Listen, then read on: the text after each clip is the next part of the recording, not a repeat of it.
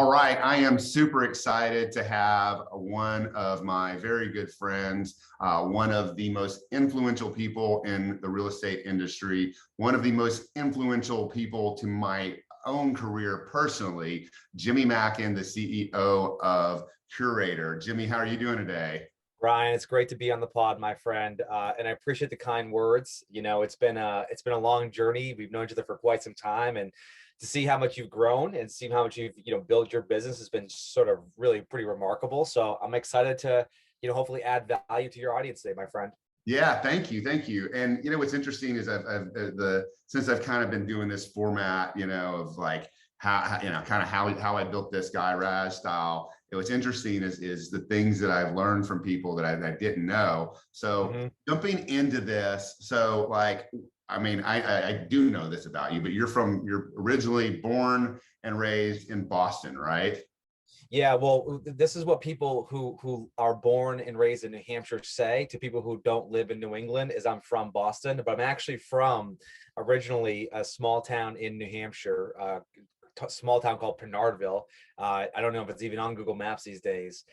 So I was born and raised about 45 minutes north of the city. I've been in the city now for the better part of about 10 years. Okay. And when you after you got out of high school, you went to college. Where'd you go to college? So I went to college at the University of New Hampshire. So just for context, I'm one of six kids. I have Right. five brothers, right? Five brothers and sisters. So I got three sisters and two brothers. And you know this because you've met many of them. Many of Yeah. them work for me at Curator.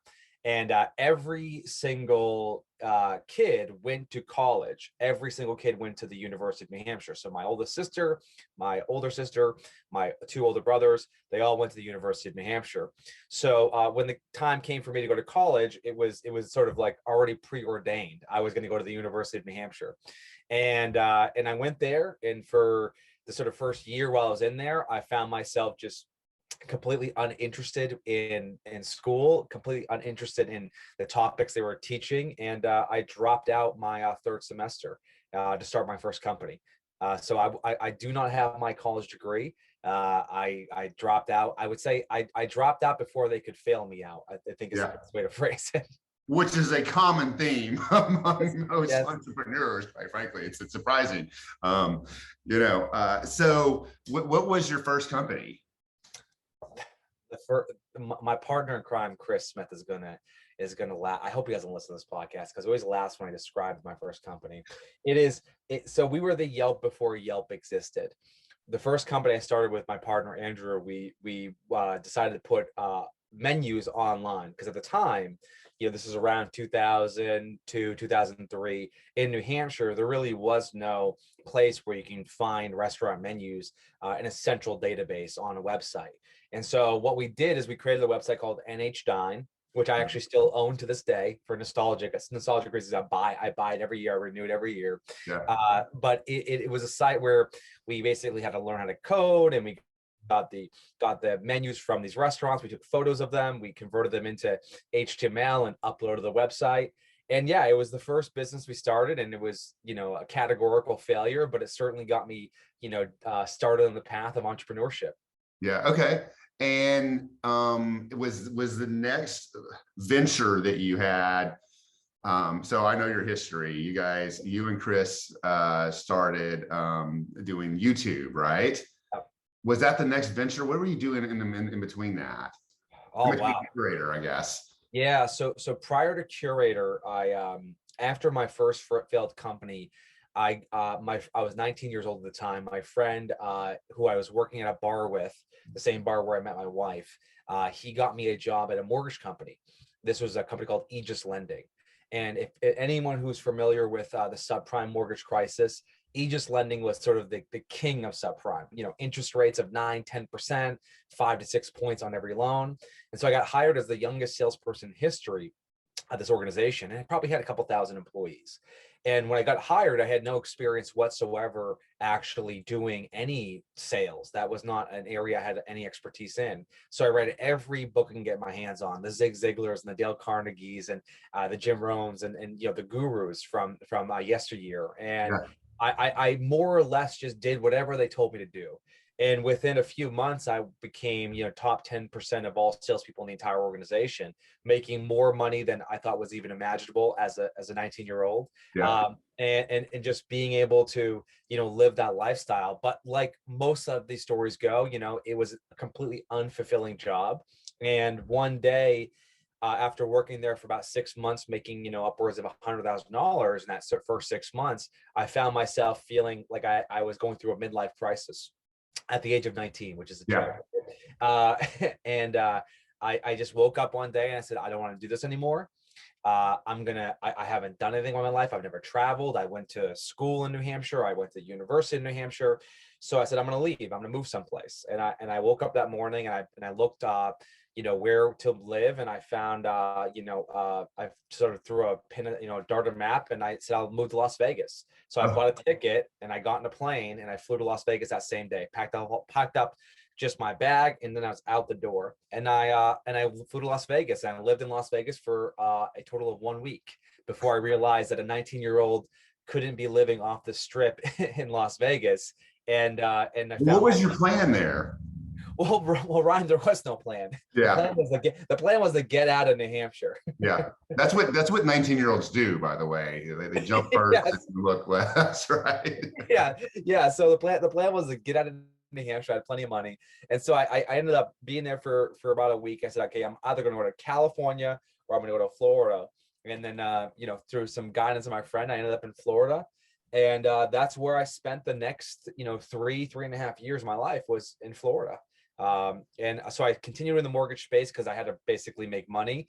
But then I started getting into consulting at that time, learning about marketing, and that's really what began sort of, I think, the beginning of my career in marketing, was understanding how to put yourself in a position to attract customers, and having to learn how marketing actually works was absolutely instrumental at that point in my life. Yeah. Okay. And who are you marketing to? At the time, I was doing mortgage loan processing because I was sort of somewhat familiar with the real estate industry. So I was doing a lot of Google ads to attract agents to have us process their loans. And that business was probably right around the, if you talk about timing being one of those X factors in a business, Ryan, this, like, timing really matters. The timing of this was like 2007, 2008. Right. Yeah. So it was right at the beginning of the sort of crash, right? The famous 2008 crash. And so that business, where people were looking to cut expenses, they were not looking to outsource that time. But one of the things that we learned through that process was just how to attract customers. And that was, that was so, it was so interesting, because I look back at that period of my life, and I realized that that's when I really uncovered my passion for marketing, realizing that every business on the planet has got to be great at marketing. If they want to grow, they've got to be great at marketing. And so it was a skill I really wanted to hone. Got you. And so when did you start the YouTube channel? You're referring to the water cooler with Chris? Yeah. Yeah. So Chris, for those of you who don't know, Chris Smith, my business partner now for almost a decade, him and I were both kind of bloggers back in the 2010 era. And I was writing about Facebook. He had this really popular blog called Tech Savvy Agent. That's how yeah. And the two of us got connected through that sort of small ecosystem of individuals who are writing about the future of marketing, writing about social media. And we got connected, we became friends. And he was kind enough to help elevate my brand to a much larger audience. Yeah. And we just, I think, immediately felt that we could do some amazing work together as a team. And we both felt like, we both brought a ton to the table, very different skill sets at the time. And what ended up happening was him and I went on tour for Agent Reboot. We went to 21 cities, I believe it was. So wait. At that time, were you working at doing the mortgage ads space at that time as well? No, I was doing freelance consulting for real estate agents at the time. Oh, okay. Yeah. So this was probably 2009, 2010, 11 in that range. So like for consulting for advertising. Correct. Yeah, for advertising. Yeah, So I didn't know that. Okay.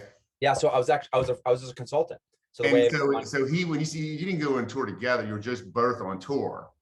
correct, we were both on tour with Agent Reboot. So I actually, the same guy I started my company with, NH9, him and I started built a Facebook application called the MLS app.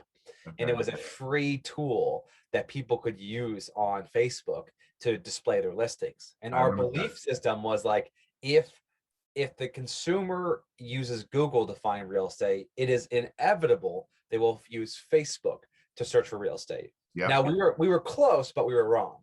People like looking at listings on Facebook, but they don't search for listings on Facebook. Right. And so we ended up sort of having to sort of pivot the business because we realized that that wasn't going to work. But I did want to say one thing. During that time frame, in that sort of right when I was getting my PhD in real estate, Ryan, I had an opportunity to get connected with an individual named Linda Davis. And it was my mentor at the time. She was a 60 some odd year old Remax agent I had an opportunity to see speak. And she was someone who just sort of embodied the best of our industry. And I just found out last week she had passed away from cancer. And I was reflecting on, how much she helped me in my early career in real estate, Mhm. understand the psyche of an agent, understand the challenges that agents face every day. And as a 20 some odd year old individual is looking to sort of break into this industry, she really took me under her wing and really helped me as a business owner and as a marketer appreciate the work that you guys do every single day.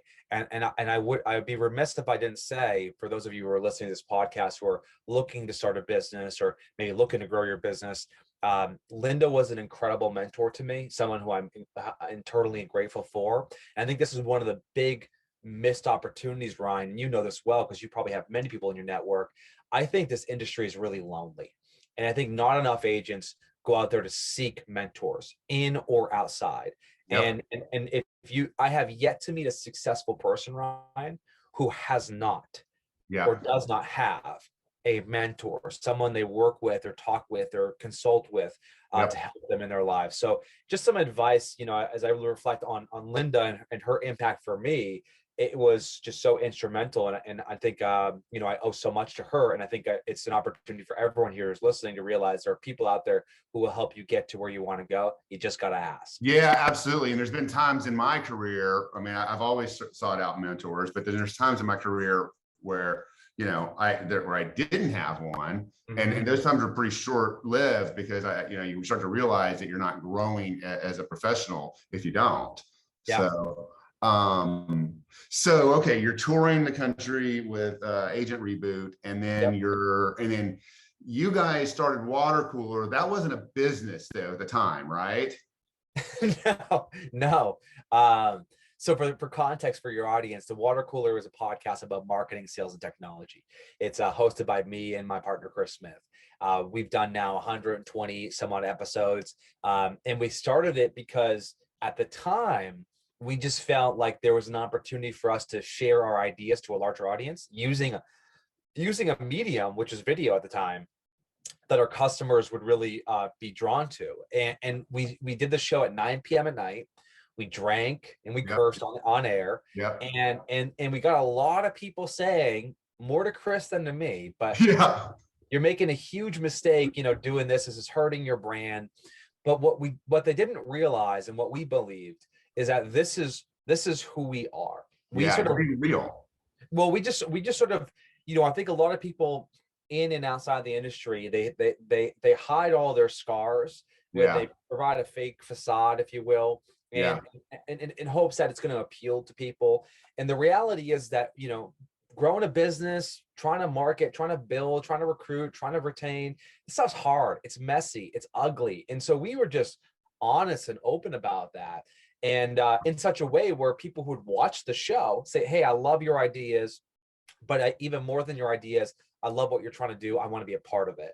And so it became this thing that just drove incredible growth for the organization because it was, representing the ethos of the Curaytor brand. And if you look at the landscape today, there aren't that many public founders, meaning Yeah. they kind of hide behind their products or services. Like we're very public and open, and that's just one of our superpowers. And it's what attracts people to the Curaytor brand. It's what did in the beginning, Ryan, and certainly does to this day. Well, and I think it should be said that, you know, you guys pioneered that space. I mean, in my opinion, especially for real estate, I mean, there's nothing else like it in the sense that, okay, it's a natural conversation, seems very organic with whoever you had on. You're drinking, you're cussing. I mean, you're not like going crazy cussing, right? But you're being yourself. And I don't think that at the time now, I mean, you look at now, everyone's video, but this is like, this was 11 years ago you guys started this, right? Yeah, close to it. Yeah, close to it. It's been a minute. It feels like 20 years ago, but it's been probably around that time. Yeah. What's interesting is we tried, and this is what one of the important lessons for your audience today. There's a saying that anybody at Curaytor who's an employee here knows. I got roughly 50 some odd employees, and they've heard me say it ad nauseum, which is when you innovate, you grow. When you don't, you don't. And Yeah. what this show represented was our desire to innovate. And so we were using every damn video platform out there. We were using Blab, we were using YouTube, we were using Google Hangouts, we were using Facebook Live, right? We were doing any tool that we could get that would distribute our content live on the air, we would use. And then we would engage with our audience. We'd follow Twitter. We'd have a hashtag. People would ask questions. We would, respond to those questions live on the air because we were one of them. We were not this sort of outsider who was telling them how to run their business. We were saying, hey, listen, this is what we're learning. This is where we think the world's going. This is what you should do based on that information. And I think people felt that authenticity, which is what attracted them to us. But yeah, we did everything. We were innovating like crazy with the show, and it was certainly a major driver of growth for us. And you had the biggest names in real estate, you know, from a long time ago. I remember when you guys had Gary Vee on there, and I was like, and you guys, you know, wasn't real estate, but like that was, to me, I was like, wow, you guys got Gary Vee on there like a long time ago. Let's be clear. We did get Gary Vee, but it was at the point where it was like 9 o'clock at night and he was laying down in bed with a pillow behind his name, I think about to go to bed, but he was still doing the podcast as a favor to Chris. Man,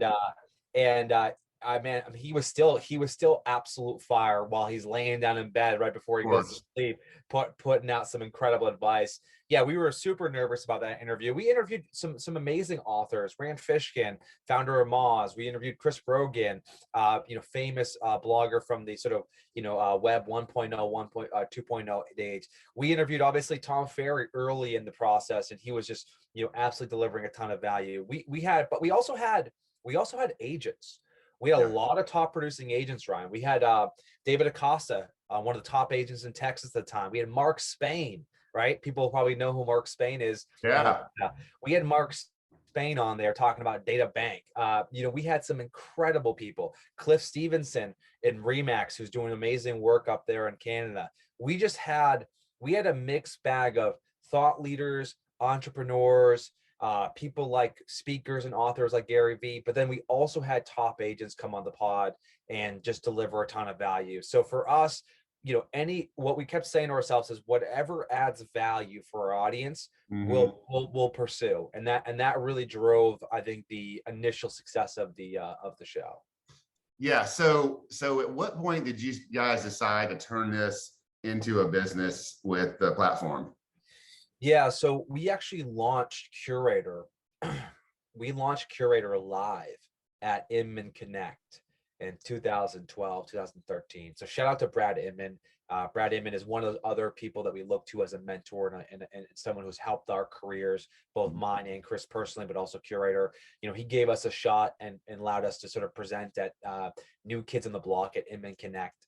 But I want to remind everybody that when we launched Curaytor, we didn't launch it as a consulting service and a technology solution because we didn't have any of those things. What we did is we launched it as a search engine for real estate conversations. So at the time, we had all these different groups that we were managing. Tech support group, which has 15,000 members, the What Should I Spend My Money On group, which had like 20,000 members, and a few other ones out there. and we aggregated all this data from Facebook. We scraped all this data and we put it into a database, and then built a search engine on top of that to allow people to basically search for the most popular conversations that were happening within these groups. So someone might come in there and say, what's the best CRM? And we can, across 10 different groups, and we'd be able to display all those conversations. Well, Right. the same day that we launched this Curaytor, right, curating all these conversations in one place, the same day that we launched it, Facebook introduced something called graph search, which was basically the equivalent, which is you can now search Facebook groups, which you couldn't do beforehand.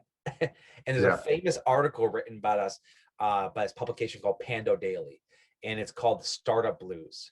And it's a story of how Curaytor built this product and launched it the same day that Facebook introduced the search tool. So we had really no choice but to shortly thereafter pivot the organization towards not being a search engine, but now being a professional service that helped people with their marketing and advertising.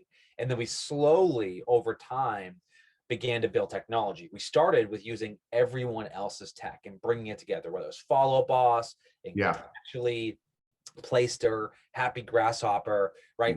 We were effectively the ones who were plugging everything in to make sure it worked for people. And that was our initial business model: professional services, managing your kind of tech stack and your marketing. And it wasn't for quite some time where we began to build our own proprietary technology. Yeah. And you were doing it well, and putting all these pieces together, because what I liked about that was that if you weren't, you always had kind of all-in-one platforms, and you still do, right? But you could put the pieces together from the ones that you guys had decided were really effective, and then were you guys at that point, because I think I joined you guys in like 2015, 2016. At that point, were you doing the marketing, not just marketing consulting, but marketing implementation for agents? Yeah, we began to build our own technology and offer our own professional services in and around that time.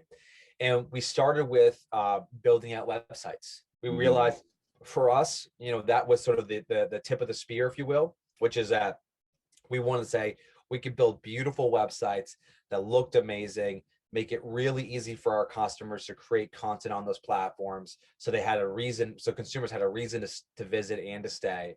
And that became the focus for us. And we made sure that during that time, we began to listen to our community to understand where could we add value. And what became really clear to us is one of the early areas where our customers needed the most amount of help was just basic social media marketing and email marketing and content marketing.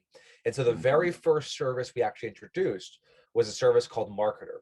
And this is where our marketers would effectively create content every week for our customers, advertise it on social media, email it out to a database as a way to help our customers stay top of mind, not only with a new audience that they were engaging on social media, but then also their database. And so the very first service we offered was Marketer, and that was a big hit for us. We got a lot of customers using it, and a lot of customers still to this day use Marketer. We've gotten a lot better at what we do, and we've gotten a lot more sophisticated at what we do, but the core principles are still there. High quality, consistent marketing done right can drive growth for any real estate business. Yeah, and I'll tell you another thing that you did right that I think you pioneered as well. First it was video podcasts, right? But then the other thing that I see that other people have been trying to implement as well, that you guys pioneered, was really building an amazing community of your customers. I mean, I look back at, if I look at my best friends in the industry right now, they all came from your conferences. You had your yearly, was it Curator Excellence, right? Yeah, and like it was the most well done. It was like, I've been doing conferences for 6 years before that, but like it was just such a special time. And you had your panels that were there, the great speakers, you had keynote speakers, but it was all about, I just don't think I've ever been to another one where it was so inclusive with everyone, you Yeah. know? Yeah. Um, and another thing, I look at what you guys have done. Another thing, pioneers with creating these Facebook groups, right? Like, you know, like you guys did that before anybody else. And I know because I take high level coaching right now. And what they're telling us, you know, some of the stuff they're telling that the people do, which I'm actually not that great at. Okay, build a Facebook group, you know, build a, you know, a community, you know, like community building is a huge part of what you guys did. Mm. So, okay, that basically started in 2012, kind of really came into your flow at 2016. What's happened since then? Where are you guys at now? Yeah, well, if I could say one thing about the Facebook group that we have and the community the Curator community, the Curator community is the heartbeat of our organization. We work with some of the most talented agents and most ambitious agents and the most innovative agents in the industry. And one of the things that makes Curator, I think, fundamentally different, Ryan, is we're not looking to get to 10,000 users or Yeah, customers, right? We think about the quality and the depth of the relationship we have as paramount to what we do. Because as you begin to scale with any technology company that has professional services, you begin to dilute your offering.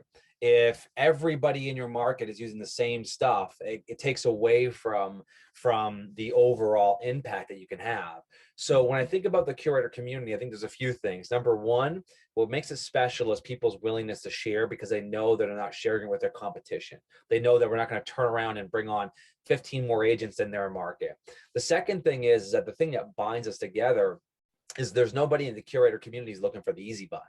And what I yeah, mean by that is that there's been this big lie in real estate that you got to automate everything until, you know, to create efficiency. And what you do is you strip away sort of the soul of the organization in an effort for efficiency. I think this lie of efficiency has caused so many people to make so many bad decisions. The yeah, consumer doesn't care about how efficient you are. They care about the quality of your work and how well you can actually deliver upon the promise that you're making to them. And so for us, the thing that our community has in common is that there's nobody in our community who's saying, "Oh, hey, can I just automate all of this? yeah, Don't I have do I have to do it? Do I have to do any work?" Like the community we have today, which is why they're so willing to share, is every one of them is willing to roll up their sleeves and do the work. You know, Veronica Figueroa, who's number one EXP agent in the country, she does the work, right? yeah, Jessica Woodbeck, Thrive Realty, indie brokerage, going to be probably, I think, by the end of next year, $200+ million. They build an incredible culture. She does the work. Jason Amy Cassidy, right, Youngren. in San Diego. The dude is on Instagram. He's on Discord. He's on Clubhouse. He's on Yeah, TikTok. He's everywhere where there's a new medium to reach consumers. He does the work. $80 million in production with like a yeah, 7-person team.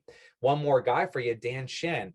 Dan Shin is selling like 300 to 400,000 houses in Wisconsin. He did over $120 million in volume yeah, this last year, roughly. And he's got a tiny team of like 10 people.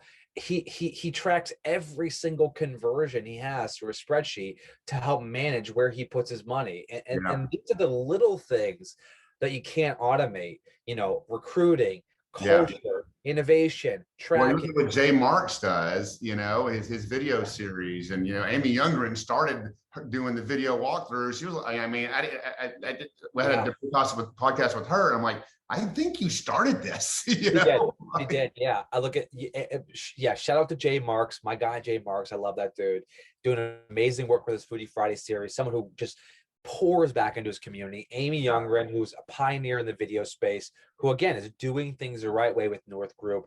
We got people like Ken Pozak in Orlando, Florida, who's just killing it with YouTube and video. He's got this new media company he launched to feature like what it's really like to live in Orlando and Disney, and he's highlighting the community. He is like innovating like crazy. This dude is he calls himself this, and I totally agree with it. If Walt Disney were to be in real estate, it would be Ken Pozak, and that's like exactly what he is. Just out of the box ideas to help build his brand. He's doing, I don't know, hundreds of millions of dollars of real estate. And then lastly, Brad McCollum, another Curator client who's just absolutely shown that you can build your business without making a single cold call. You can build your business by attracting, not chasing. And he yeah, uses video to do that. And he's got $100 million in production just this past year. So yeah, just overall incredible agents. And again, the reason the Curator community works, Ryan, is we bring them together and we create an environment where it's safe for them to share ideas. Yeah.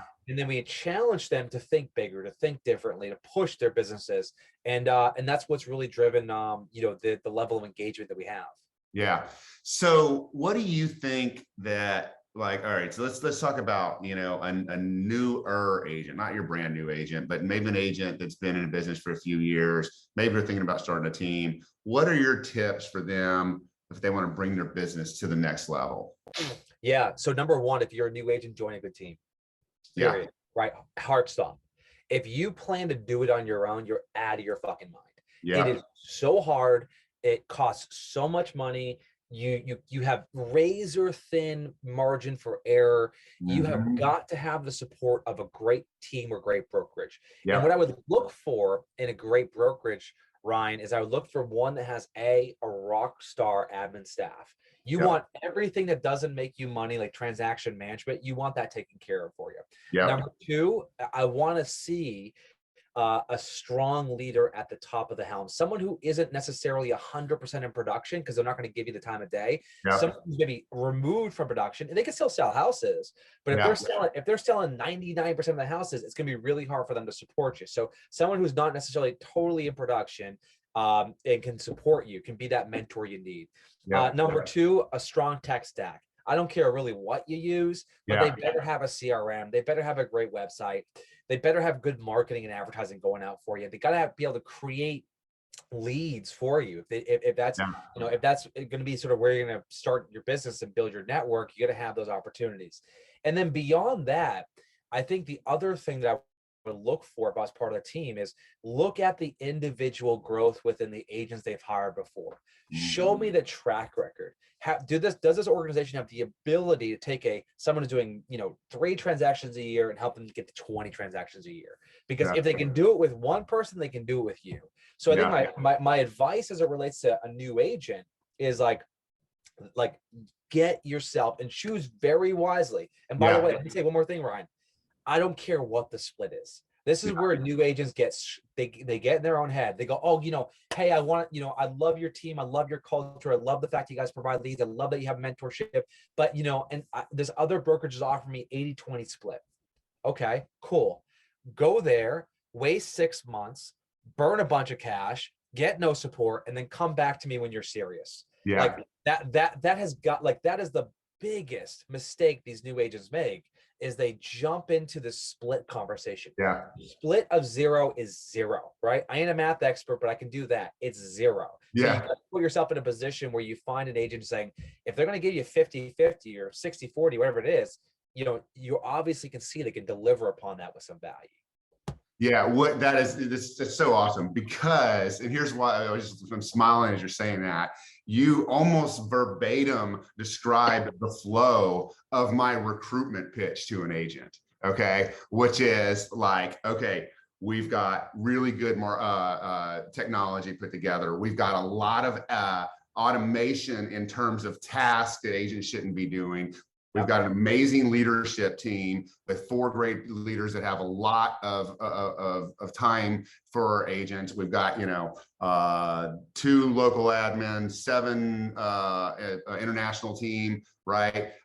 Then I showed the trajectory of the agents from last year to this year. And so like, and the reason I think it's so important is from a standpoint of recruitment.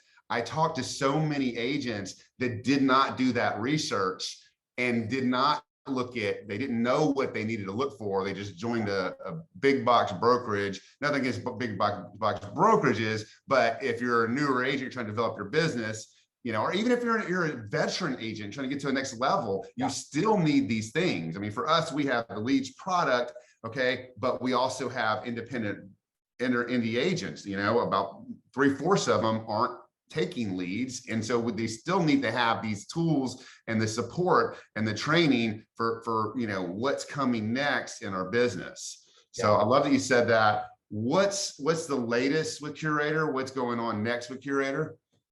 Well, we just acquired a technology company out of Toronto. I saw that. Yeah. What was that? All four walls. So right now, I was the co-founder of the business, and then about 2 years ago, I became the CEO. And so I made the transition from being a co-founder. And the way I describe it is a co-founder has all the power with none of the responsibility. Yeah. And a CEO has virtually kind of no power when it comes down to it, but all the responsibility, meaning that, you are accountable to the board, you are accountable to your employees, you are accountable to your customers, and you are responsible for each of those constituents being successful. So, the fun part of being a co-founder is you get to work on whatever you want. Yeah. The part about being a CEO is you got to work on what's required, which sometimes is exactly what you want to work on. So we built out a leadership team over the last 2 years, just incredible people at every single part of the organization. We got a chief operating officer, Tim Harvey, who's a major in the Marine Corps, who has just helped us operationalize the Curator business to create consistency in the way we deliver value. We brought in some really talented people at key positions like our director of customer success, Trisha Turk, comes with a lot of experience, Alice, excuse me, who is leading our marketing now, director of marketing, and then we just acquired this company out of Toronto, and to bring on some incredible engineering talent. One of the things that we see in terms of the future, where the world's going, is our mission and our focus for 2022 is to attract more listings for our clients. And so everyone is out there right now, Ryan, trying to build the all-in-one. Yeah. Let me kind of handle every part of the transaction. That's not the game that we're going to play. The thing that drives growth for every top team in the country is their ability to control the market. In order for them to do that, they have to be singularly focused on doing one thing, which is attracting more listings. If you attract more listings, you can create more opportunities to market your brand to new people. You can use that listing as an asset to attract buyer leads, right? You can use it as a tool to recruit potential future agents. You can use that listing to then create more listings. Yeah. So you think about the champagne tower of your business, it really is all about attracting more listings. So this acquisition that we made to acquire this company that out of Toronto was really designed to help us beef up our technology team and bring in some professional leadership to say, hey, let's start continuing to develop tools that really help our clients stand out. So what did they do though? What did they do, and how will you implement that? So they were two former Microsoft engineers who started the company called Four Walls, and what they basically did was use real estate data to help provide their agents, things like IDX solutions, but then also market report data. And one of the things that stood out to us was their ability to use data to help the agents was sort of the X factor for us. At Curaytor, we have access to hundreds of thousands of campaigns across YouTube, Facebook, ad roll, right? Email, their website, blogs, listings. And so what our plan is to use the data that we have now and bring in the professionals who know how to take that data and turn that into meaningful insight to understand what marketing actually works. The best way to describe this, Ryan, is that, and this is something quote from Andrew Yang, he says, data is the new oil. But what he didn't say is it's unrefined, meaning it's just the oil you pull out of the ground, you can't put into your car. You got to refine that oil. So we brought this organization on to be able to be that refinery, right? To come in there and say, here's all these marketing campaigns from all your customers across all of North America. Here's the marketing that actually drives an ROI. Here's the marketing that actually helps attract more listings. So what you can expect to see from Curaytor in 2022 is continuing to develop software and services for that singular focus, attracting more listings for top teams. Awesome. And I thought of one more question to ask you. When you're doing your leadership, you guys have always been really, you've been very innovative and very thoughtful of how you structure, business, and you've always given me great books to read. We just recently went through EOS implementation. We've been loosely following it for the last 2 years. Do you do anything like that with your organization? Yeah, we do OKRs.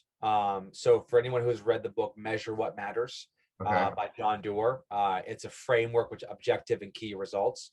And what I will say is this: whatever structural or organizational framework you use to establish your goals, the single most important thing, and this is a Stephen Covey quote, is to keep the main thing the main thing.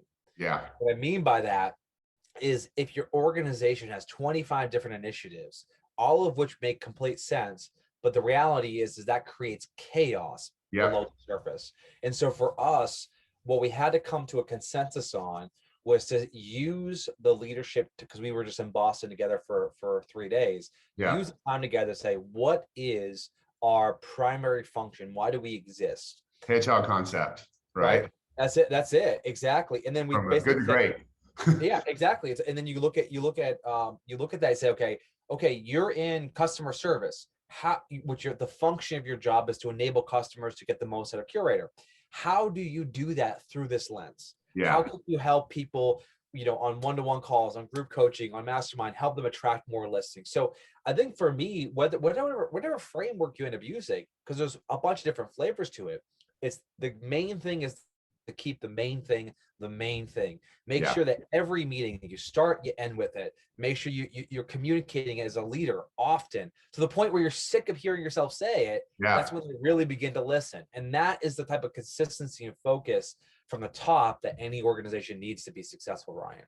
Yeah, we went through, when we were going through EOS, we did mission statement and core values, and we did this years ago. And like, mission statement and core values we had, I don't know what they were, it's just a bunch of BS that we put together, and we came up with our mission statements. We want to make good agents great. And then there are 4 core values that are non-compromise. I mean, it's got to be simple enough. Yeah. That we had fluff before. Now it's the real. Well, I don't want to take any more of your time. This has been amazing as always. I'm so glad to see you. If someone's following this podcast and they want to follow you, where's the best place to find you? Well, first off, Ryan, thank you. It is good to see you as well, my friend. The best place to follow me to stay connected to me is on Instagram. I put a lot of work into Instagram this past year. I'm just shy of 10,000 followers. That's up like 8,000 organically just in the last 12 months. So Nice. so shout out to Annette Torres, my social media manager. She's actually creative brand strategist here at Curator. She's been on my ass about basically being much more active on social media. And she's really helped build that channel for me. So it's at Jimmy Mackin on Instagram. I share advice, tactics, tips on how to grow your real estate business. A lot of what we covered today, obviously, but it's the best place to stay connected to me in the future here, Ryan. Yeah, I appreciate this. And do me a favor, okay? Please say hi to Chris. Please say hi to your wonderful family, your mom, John, Sarah. She said, it's so funny. I know your family through Curaytor. That's how, what a great organization you have. And it's just been wonderful. So I really appreciate it, and hope to see you soon. Thanks, Ryan.